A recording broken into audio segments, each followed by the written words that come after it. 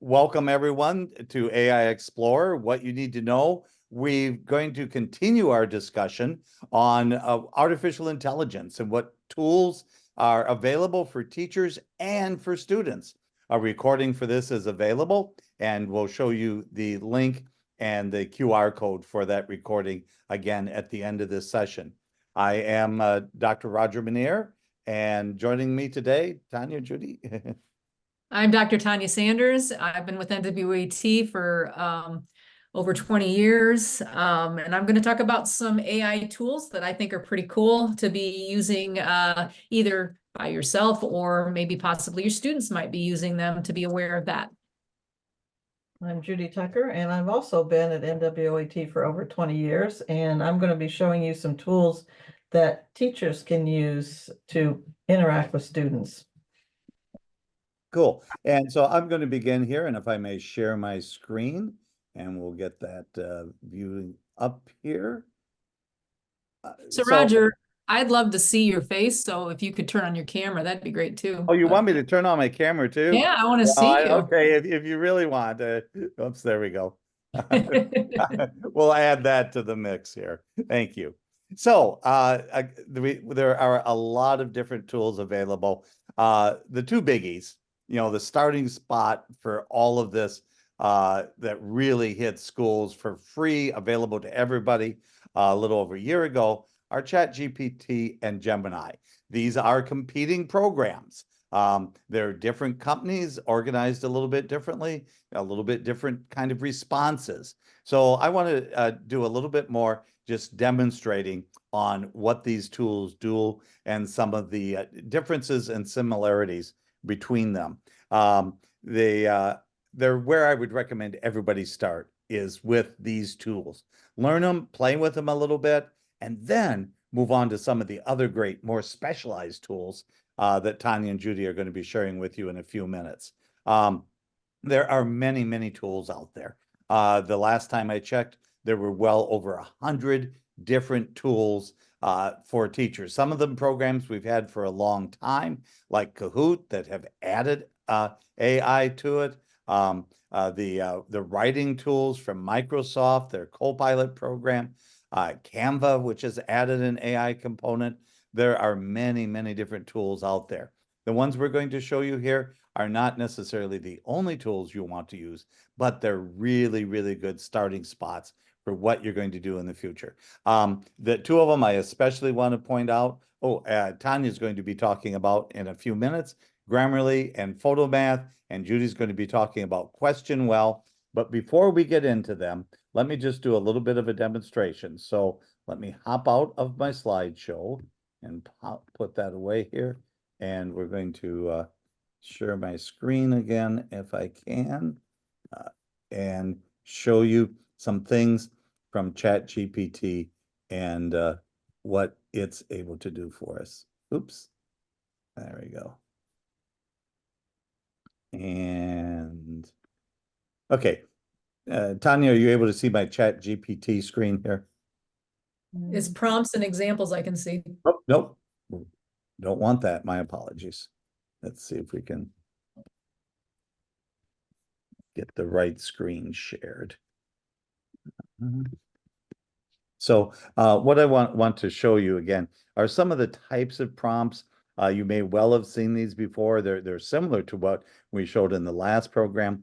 I want to talk just a little bit more about prompt writing, what makes a good prompt and what you may want to be looking for as you get into that. Okay, how about this? Does that look more like ChatGPT? Yes.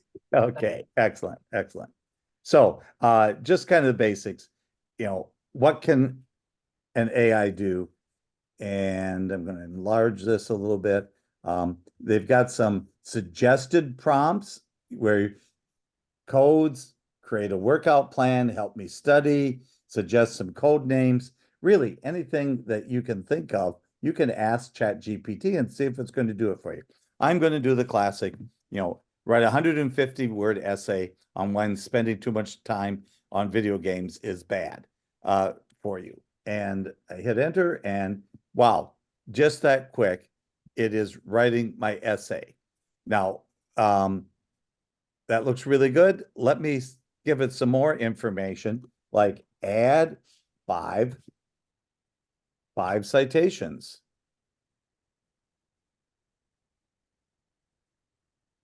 And there's 5 citations that it puts in. Oh, some of those are a little bit old, 2011. Make all in MLA format. And notice spelling and capitalization. You don't have to be real fussy about, for better or for worse. And from 2015 or more recent. All right, so it's going to rewrite pretty much the same article, but now I'm going to have some more recent citations coming up into that. Now, I did see it snuck a 2011 in. You recall from last session, if it gives you a wrong answer, Judy, Tanya, jump in there. What are wrong answers called on computers or on artificial intelligence? Hallucinations. Hallucinations, you And bet, maybe you it bet. didn't recognize your word format since you didn't spell it correctly. Maybe that's why it didn't put them in MLA. Oh, that could be. It didn't know. Well, I'm going to go to Gemini, formerly called Google Bard. And again, this is a competing program. We're going to give it the exact same assignment. So and this is something I really encourage you to do, is try similar prompts, similar instructions, and give them to these 2 major artificial intelligence programs and see what it comes up with. You notice, and again, I know it's difficult to read there, but the writing style, the organization is a little bit different in this. And the way it does the citations is also a little bit different when you get them coming from Gemini rather than Chat GPT. So Hey, Roger, yes, what is the up at the top, the audio function? Does it read it to you?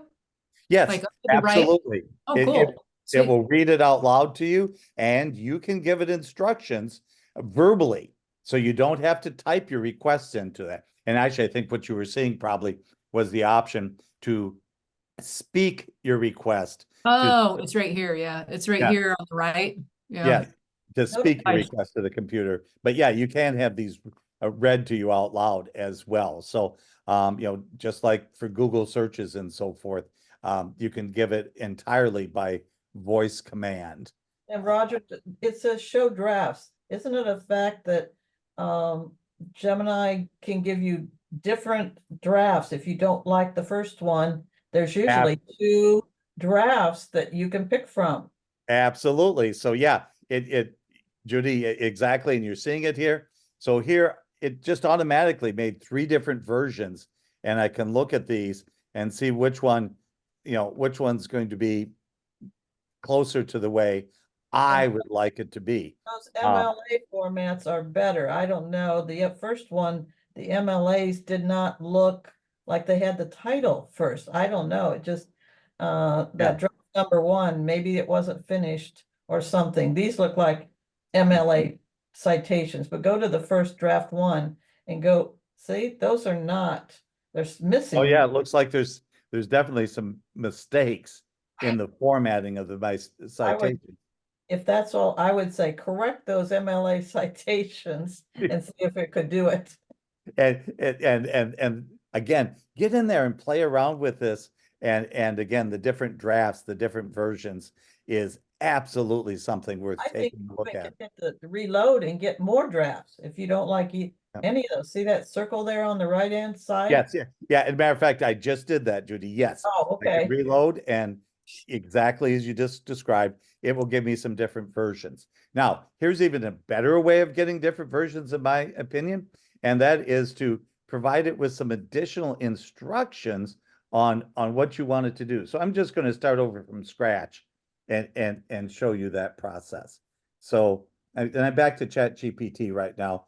So 150 word essay, this is the exact same instruction or prompt that I gave it to begin with. So here we go, it's generating it. And that is provide additional specifications. So I'm going to tell it, rewrite the above at a 12th grade reading level. Now, Roger, the other night, I did it a little differently. I said, add this based on the fact that and I was talking about my son, is a 12th grader, but he's very lazy, not very ambitious. Okay, so the teacher's going to know that's a fake. So we're going to have her rewrite the above at a 7th grade. Well, notice even Usually though when I put in those things, I don't like what it puts, like when you say, write it like you're a social media influencer, did you write see it. on the one for 12th grade, it had mess up. That's not, That's not a 12th grade word. Yeah. well, maybe 12th grade do say I messed up. So that's, So you can play with this and tweak it and, make this formal, make it informal. And what I'd really encourage you to do, those of you watching this program, here's your homework assignment. Go ahead, type in an assignment, make it one exactly like you would give to your students. And it doesn't matter what you teach, math, English, language arts, science, whatever it might be. Give it an assignment where your students have to write something for you, and let Chat GPT try its hand at doing that assignment. I want to give a totally different example here. Here's a math assignment, a math word problem. It's one of our favorite problems in all times. Two trains leave, what time will they meet kind of thing. Can Chat GPT and Gemini solve, the two trains? Let's find out. And the answer is yes. It solved them very quickly. It tells what time they're going to meet. It shows me step by step how to solve it. So almost any word problem that you can give this in mathematics, it will solve. Not everything. And there are some tricks that you as a teacher might use. Twixes for kids that might make it a little bit more difficult for the AI to solve it. At least it's going to make your students think a little bit more in depth about the assignment. And we'll talk about them very briefly today and more in future programs on how you can give engaging assignments that are still going to get kids involved, despite the fact artificial intelligence is doing, a lot of the lifting, a lot of the work for them. So I'm going to shift gears again. And so what teachers might do, write a one-day lesson plan for 5th grade on weather. And notice there are some spelling errors. For the most part, AI doesn't care about that, though it could create a hallucination, if you will. So there we go. Boy, I wish I had this when I was having to prepare lessons for substitutes. In just seconds, a very detailed lesson about, weather. It includes a homework assignment. It can make a quiz for me. This is just amazing how fast. Now that was Chat GPT. Let's try the same thing over at Gemini and see how it does with a similar assignment. I'm going to just clear this off and start over with a new one. So same thing. Science lesson. Let's see how Gemini does on this. It starts out with my learning objectives, list the materials I'm going to need. It assumed I wanted a 60-minute lesson. I can give it a specification. Matter of fact, I'm going to do that. Here's a quiz, fill in the blank quiz. I could have asked it for a multiple choice quiz instead. So I'm going to go and do that right now. And so I'm going to say, make this, I'm going to do 2 changes, 30-minute lesson, and make the quiz multiple choice. I liked how Gemini actually put the quiz in the lesson rather than the one on Chat GPT. It just said, give them a quiz. It didn't, you'd have It to. didn't give me, yeah, it didn't generate Yeah. the quiz. I would have had to give it, and if we had a little more time, I'd show that I could have given an additional instruction to make sure it actually created the quiz. Now, but it does just an amazingly good job of this, as we go through and see, what has it generated. So now let me try one more thing.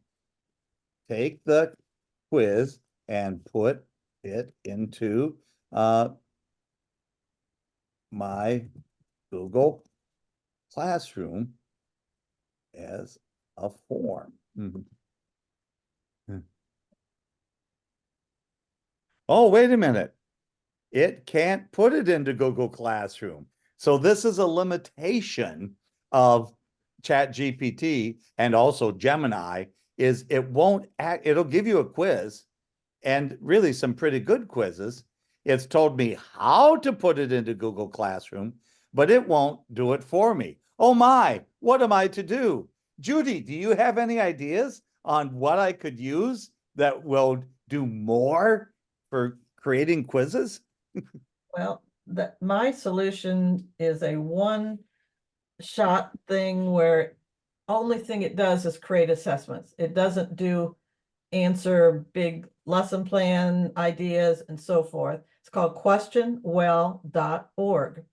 And you would still have to put in maybe the topics about whether that you're going to want the questions. Let me share my screen and we'll go right to this. The free version has And obviously, this was planned as to show some of the limitations of the ChatGPT and the Gemini programs. That's why are there 100 different AI programs out there for education? Well, they're more specialized and they will do more easily some of the things that you may want to have happen in your classroom. Right. There are many, many programs that will generate quizzes for teachers. We like this one very much as your first program to use. It's very simple. It does a good job. And Judy, I'll turn it back over to you with that. As time allows, I'm going to show two other versions, but they are much bigger packages, QuestionWell does multiple choice questions. It hasn't changed over the time that I have been using it. And that is one thing we need to stress, is that AI tools are changing daily. I mean, this one has not. This one has been free for multiple choice questions. If you want to upgrade to have fill in the blank and other questions, you can see the pricing here, that you can have fill in the blank and short answer questions for $7 a month or $70 a year if you want to sign up for a whole year. We have been stressing to teachers to try the free versions of all these AI tools and get familiar with them, because a better one, if you sign up for a whole year, there could be a better one coming out that is half the price or has extra features that you might like. So QuestionWell is just basically, if we want to say we want questions on weather, since we've used weather, and we're going to say it's going to be the reading level, let's do with 6th grade.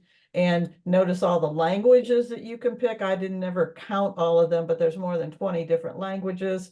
You can put in a reading passage here up to 1,000 words for the free version. If you want a longer version, you would have to do the pay. And I can say generate questions, and up will come the little man that will show you. Now, even the free version exports these questions to Google Forms, Schoology's quiz creation tool, Moodle, Microsoft's. There's 15 different ones. They've been adding one since I started using it. Google Forms has already been on there. It does take a little bit longer than ChatGPT, and the questions aren't always correct. If it doesn't really know the book that you're putting in or the materials, it will try to think up the answers. And we can call them hallucinations or what, but you definitely need to look.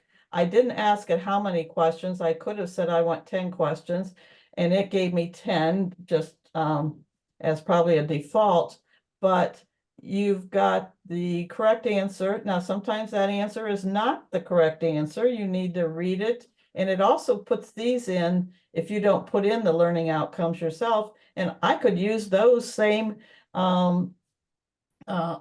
learning outcomes as an essay question in my Google form. If I want to select all of them, I click select all. I say export it, and it says which one of these do you want to use. My go-to is Google Forms, and you will be amazed at how fast it puts it into Google Forms. There it is already.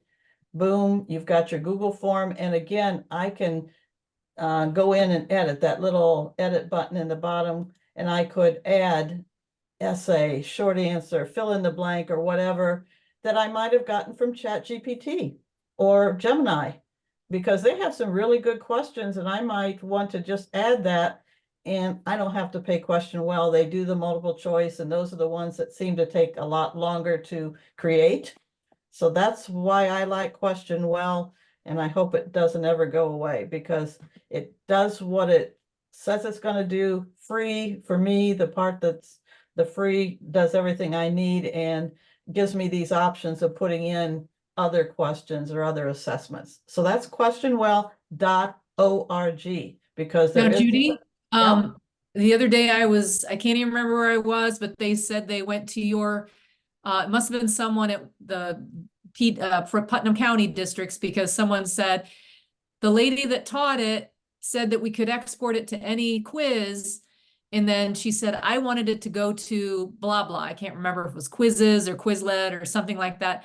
She goes, but I couldn't find it. So just letting everybody know that if you do something like, so Judy's showing you there the Quizlet, if you do Blooket, maybe it doesn't act the same way that it did for Google Forms. It Okay. integrates Yeah. really well with Google Forms. Okay. So just reach out to Judy, and we'll help you figure out where that format I went. actually have an email to a teacher at one of the schools I was at that liked quizzes. Quizzizz. What it actually does, if you export it to quizzes, it downloads a CSV file, which, if you know what, that's a spreadsheet type file, like a generic spreadsheet type file, and you have to import it into quizzes. So it is an extra step. I really can't tell you on all these which one it goes directly in. I just like Google Forms because it goes directly in, and I can really easily then attach that to my Google Classroom if I want to put it into Google Classroom. Schoology, again, one says beta, both these say beta. I have not done it because I don't use Schoology that much. I'm using what I'm most familiar with. So yes, some of these might have an extra step or two, and we would be glad to help you get through that if you can't figure out. It just, like I said, it probably just takes an extra step, downloading a file and uploading a file. So again, if you're doing this for real, probably rather than using the Chat GPT or the Gemini like I demonstrated, you're probably going to want one of these programs like Question Well. Would you agree, Judy? If you're have AI help you out on a daily basis with creating your quizzes. It's just so easy. It's a one-shot thing, but again, there might be several steps depending on which one of those export tools you're using, the tools that are listed here. What else would you like to show us? Okay, do you want me to go ahead and show you the one that assessments through EduAid? Yes, and yeah. School? Okay, EduAid is something that was one shot. I mean, there are so many different, there's lesson planning tools. There's actually even a tool that will put words to a favorite song you might have, as far as they say, a colleague. I have a teacher at one school that actually takes a student's favorite song, and on his or her birthday, they create a song with some of the characteristics of that student, and they play it that day on the student's birthday. So there's one, I would have to search around to find where that's at. I put rubric as my favorite. You can enlist the favorites. And there is a pro version of EduAid now. When I first started using it, there was not. And I think you need to realize that of AI tools, that they have to make money at some point. They either have to be sponsored by a company, so there's going to be advertising, or they come up with a pro or a plus version. And both of these, EduAid and Magic School, and of course, Question Well, I explained, if you want the other kind of questions. So there's there's a tool for all the kind of questions, and they're separate. So I actually created some true and false questions for the book Hatchet by Gary Paulson. Then I did the scenario-based questions, and they're very good questions, but they don't export to, you would have to copy and paste. Now, the one thing about EduAid is that with this Plus Pro version, it's $5.99 a month if you want the Pro version, because you're only allowed 15 generations a month now in the EduAid. But I will say that EduAid is much nicer looking. Before, it was a black background with white letters. And copying and pasting anything was really difficult because you don't want to have to print if you're printing anything with black as your background. And so there were some issues with that, but now the tools have been streamlined and there's little icons for each one, and they have many different things. One thing that teachers seem to really like is the gamification, the bingo that it will create, the escape room. I haven't even gone into what the battleship looks like, the Jeopardy games that you can put in your questions and answers. And of course, there's all kind of topics that you can choose from. And there's right down here, you can put in your text or keywords or whatever you want, but you can copy each one of these. So I made a document, because one thing I might be afraid is, how do I find all these things? So I just copied and pasted all these into a document that I could later copy and paste into any quiz or assessment tool that I wanted to, whether it's Google Classroom. So it is $50 a year, $49.99, but this whole new look, it's got me excited again about EduAid. And this is called the workspace over here. So when you choose something, you say, put it in my workspace, and you click add to workspace, and it comes over here and generates your content. Let's go to Magic Tool. It looks like it has a lot more things in it. I didn't ever count up all the different tools that you can, but it has things, if you need to write a letter to a parent and you want to say it in the right way and you don't want to offend them, that's one of the really neat things. Email family. There's an IEP generator. A teacher I know that was using that said it actually reduced her time of writing the IEPs to 1/4 of what it used to take her. I mean, it has some things that I don't think is in EduAid. So each So one again, of them, Judy, this is where Yeah. the teachers you need to experiment a little bit, because you almost certainly would not use EduAid and Magic School. You're going to pick one or the other. Right, okay, EduAid was $49.99 a year, or $5.99 a month if you want to pay monthly. Magic School is $12.99 a month for the pro version, and $99.96 for the yearly subscription. But again, look at the things that you might use, because maybe there's, you don't use IEPs if you're not a special teacher. But here's that one. I just saw about the writing, where the said you could write the music, a song generator. Write a custom song about any topic to the tune of your song of your choice. The teachers were just really enthralled by doing that. They made one up about their favorite teacher, no, their administrator actually, and that was funny. But just fun lesson plan. I mean, here's all the tools. Again, there used to be 50, and now I bet there's probably 70 or so. And they keep adding. But again, you only can look the output history. That's one of the things they have limited as far as Magic School. You can only look at like 5 things at a time.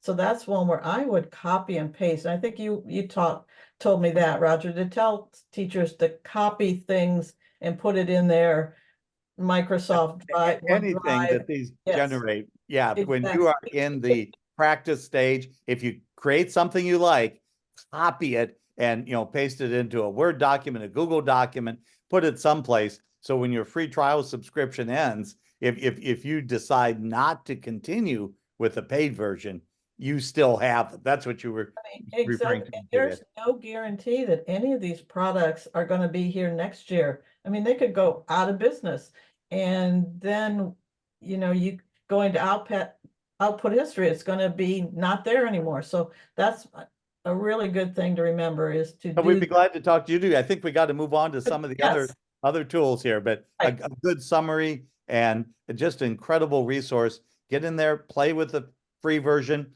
maybe get the free trial, but be careful that you don't end up with, several $100s worth of commitment on programs that you've decided you don't really want to use. So, Tanya, you've got some tools to share with us. Okay. Judy, can you stop sharing? Oh, yes, thank you for reminding me. So I'm gonna show you a couple things first before I start into my tools. One, to get to the link, this is the URL that you get to all our resources, all the videos. You'll see the live session videos up here. And actually you can access the video from And that's the going to be last on the session. final slide too, Tanya, that we'll have up. So. Right, yes. But I wanted to show them where the live video is going to be, and they can access our old tools too. So if they go to the live session video, then you can see that 2 different times we've done this, the intro AT and AI, and then this one is the last time we did this session, and then the second video will be up here. Just wanted to show you all that. Also, Roger was talking about how you can speak the prompt in it. This is kind of a last minute tool I throw in here. I'm just going to mention it. It's a Google, a Chrome add-on, an extension. It's called Prometheus. And basically you can have conversations with GPT. You add it, it will go up into your extension bar. And then when you're on ChatGPT, you can access it and then have conversations with it verbally, like it'll access your microphone. All right, so the tools I'm going to talk about, first one is Otter. We really couldn't get our Otter to join, and the reason we couldn't get it to join is because it's calendar generated. So it shows that I have this class today, but for some reason, it just didn't want to join. But you can see that if I go to all of my conversations, that actually we had a meeting that was canceled the other day, and the Otter joined that meeting. So what does that mean? The Otter joins and it does a summary of your meeting on Zoom, or it also does Google, or what's the Microsoft one? And Tanya, Teams. so those of you that are wondering what's going on, we will have a link to the summary of this meeting. I've got mine working, so we should Oh, you have. do? Okay. Yep. So you'll be able to see what we're talking about as Tanya describes what an Otter does. And there's other types of, again, there's several products that do similar things. AI Companion from Zoom and others that do. Go ahead, but describe it, Tanya. You do a better job of describing what Otter does than I do. So this is our meeting the other day where we talked about some resources at WBGU. For some reason, it's not loading quickly, but here it comes.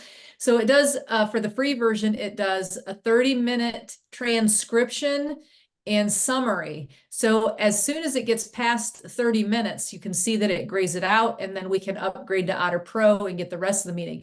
But it basically takes screenshots of when that topic changes, and it'll depending on how they're invited, it'll do speaker 1, speaker 2, speaker 3. And let's see how did it do Kelly, how it recognized her in our meeting. So it doesn't show her picture at all.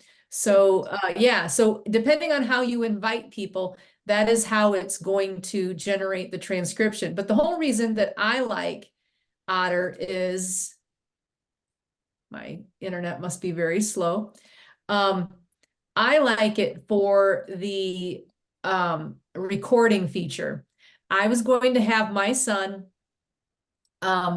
record, and so if I hit record, it will choose one new recording. I'm going to do new recording, and then I'm going to allow on every visit that it can use my microphone.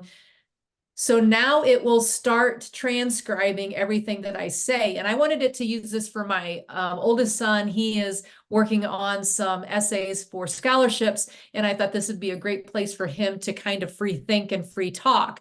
And it puts all the punctuation in the way it's supposed to be. It, you know, it is keeping up with me pretty well. The only thing that we've noticed when I demonstrated this with a teacher, that if there's other background noise or two people talking at the same time, it really does have a difficulty trying to navigate that. So that's the reason I got it. Your conversation is processing. Would you like to be notified? Not now. So basically, it processes that recording, and then this is how Roger says that we're going to save the transcript and share it with you. It would be in our conversations, and then we would just find that file that is the transcription, and then we would send it to you. So that's the first tool, Otter. Remember, it is, and this is the biggest concern that people have, Otter is a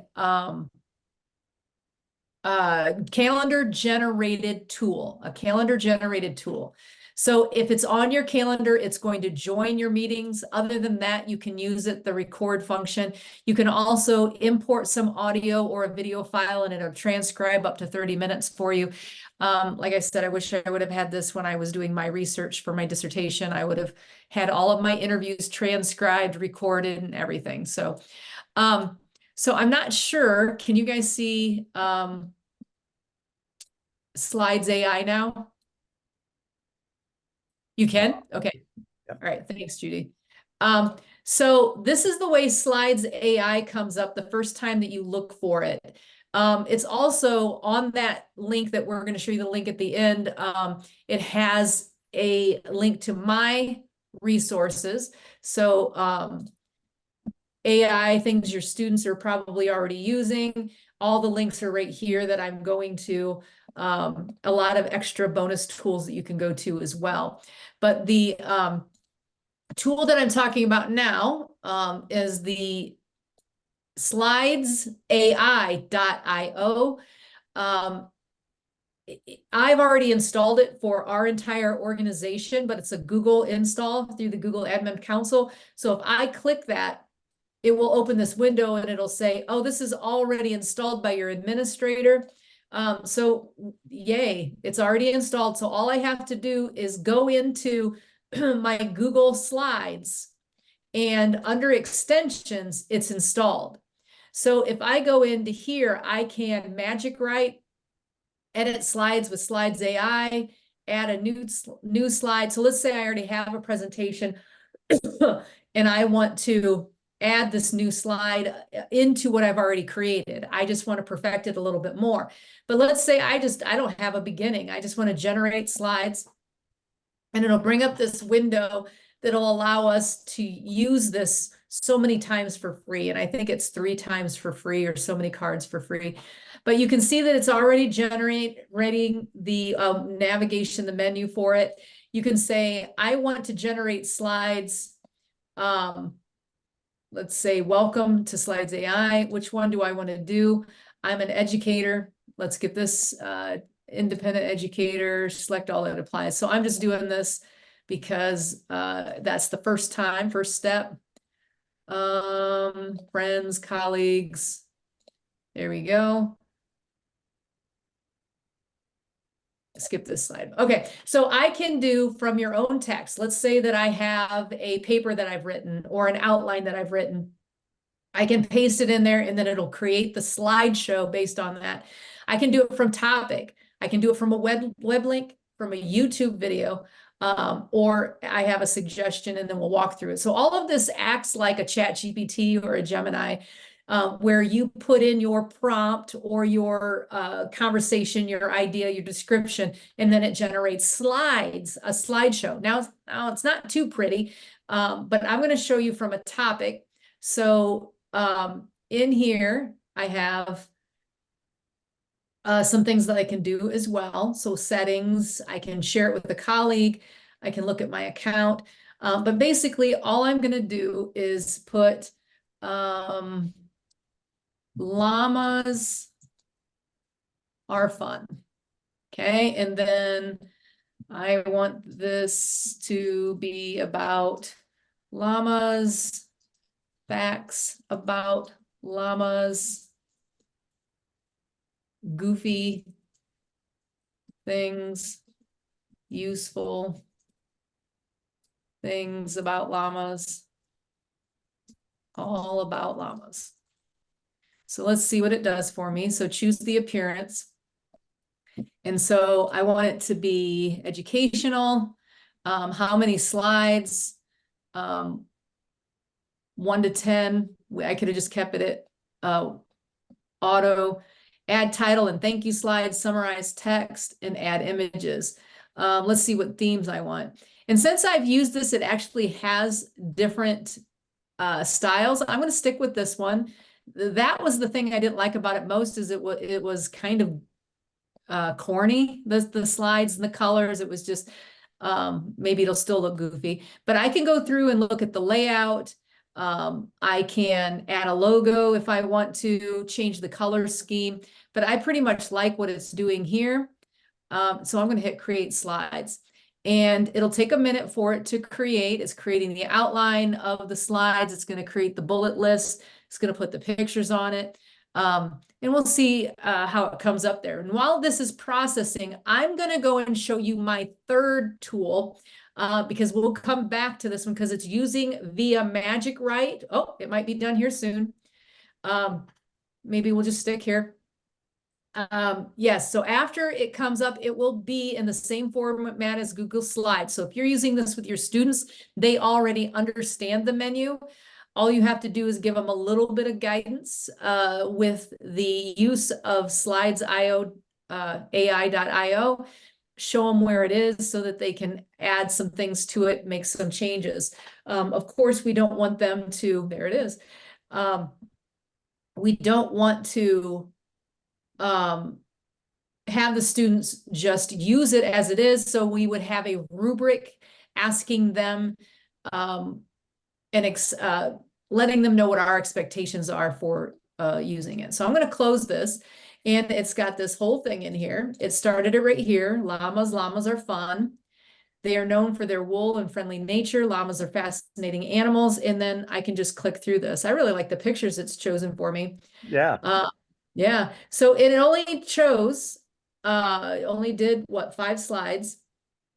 1, 2, 3, 4, 5. Yep. And one was a thank you slide, and one was a title slide. So if I would have put more information in there, I would have gotten better results. I do like what I have here because now I can grow on it. Well, they make great pets. Well, now I can add on the notes of that. How are they great pets? How are they trained? What makes them intelligent? So I can start doing the research on that. So yeah, that's slides.io, AI.io. And it will be added as soon as your administrator adds it for you. But basically they just have to go to slides.ai.io, click install, and then it'll install for them, because that's all. It was very simple for me to do it. And I did do a Grammarly Go last time. So that one was under the geez, I've got it so big so you all can see it. That I did that last time. I wasn't planning on doing it this time. It is not on the test for this time, but Grammarly Go is the little thing that follows you around. So if I go to compose a different message and Tanya, when you say click, follows you around, you mean almost any program that you're writing in whether it's Yep. email or Microsoft Word or Google Docs, almost any program, it's going to Yeah. be offering you suggestions. Am I understanding that correctly? Yes. Yeah. Yeah. It follows me around, and right here it is. As soon as I type into something that's recognized as a discussion box or a box that I'm filling in, this pops up. Grammarly pops up too. It follows you around and corrects your grammar. For instance, when Judy said something about the presentation, and I was clicking on things, I said, my Grammarly found this, this, and this, because my Grammarly follows me around too. But as soon as I'm clicked into something, the light bulb comes with me too. I just click on it and I can type in a prompt here and then, write a descriptive paragraph about how much I love work. Okay, so it's going to process it, and then I cannot generate a paragraph that expresses how much you love work without any prior knowledge or context. So I love that's work. one of those specifications. You need to give it more information. So I mean, that's good to experience. Just Yeah. play with that. So let's see if it does it now. I gave it there. And Tanya, we're going to have to wrap up your section. Right. I got one more here. So then I just insert it. Well, I didn't want to leave them hanging because you guys said I was going to do that one. All right. Well, no, So here we go. So the last one is on my phone, and there's two things with it here. Also, it's not photo math like Roger had previously said in the beginning of the video. It's Socratic. Now, what makes Socratic better? It's on my phone. You have to install it. Socratic, let me see if I can get Socratic to come up there. It's the little owl right there. So when I click on Socratic, it gives me three options. I can speak, I can take a picture of something, or I can just search. Well, I put in this part because I just typed it in. Now let's search that and see what happens, and then I'll show you the picture aspect.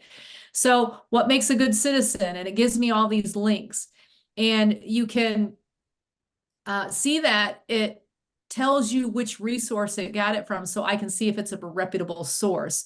So that's the answer to that one. But let's say that I have something on a piece of paper. I'm doing my homework late at night. I go and take my camera and I take a picture of the question that my teacher gave me. And then I can also stretch this out just like you're cropping something. And I hit go.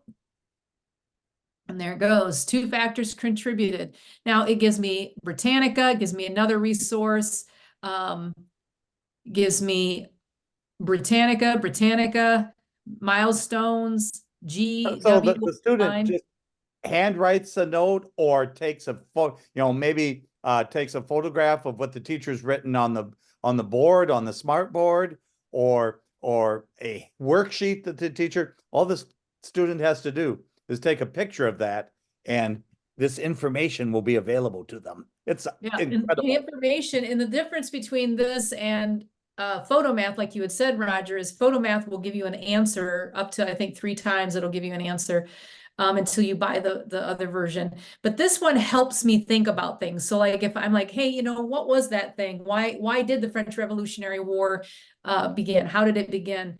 And then it'll just kind of get my brain jumping in there and thinking about why it really did. So now I can start to answer my question and start to reflect on how I feel about it. And that's actually the way I think about it now. I was resistant upon using AI at first. Now I'm on board because it makes me a different worker. It has me tackle tasks in a different way. It took me a long time to get there because at first it would give me too much and I would be overwhelmed, and it would take me 4 times as long, and I'm not exaggerating, to do one task. If I asked ChatGPT, give me an outline for a class that's titled Engaging Tools for Teachers to Use in Their Classroom, I sat beside it and I went with it instead of interjecting with it. And that's what I told teachers the other day. They have to read this book and answer all these questions for the Eclipse Day. The teacher walked in. She wasn't very happy about they had to do this assignment. They have to read the book. They have to answer these questions.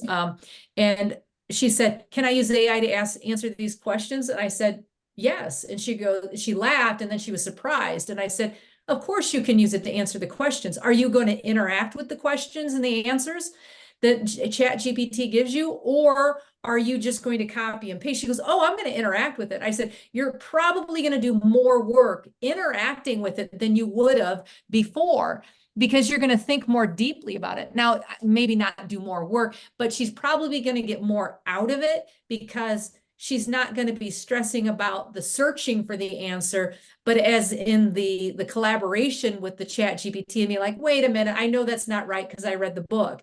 Or, yes, I know that's right. How do I feel about that? How am I going to integrate that into my lesson?" So that's the way I feel about it. But it took me from May until now, probably yesterday, to figure that out. And that's how I feel about it. That ChatGPT or AI is not the number one person. I'm the one with the intelligence. I'm the one with the knowledge, because I understand where I am in that knowledge that I need to gain or that work I need to do. So I'm the one that navigates that. The ChatGPT does not tell me where to go, doesn't tell me what to do. I'm the one that interacts with what it gives me and then decide what I'm going to use. So that's just a realization I've had in the last day or so. So, but that's my tools. That's all I have. And Tanya, following up on what you were just talking about, yeah, you are still in control. Your students are still in control. It's an additional tool, it's an additional resource, but I really like how you phrased that. You are still in control of what you do with the information oops, there, I went back to the wrong slide. So I'm going to move forward here. Let's try that again.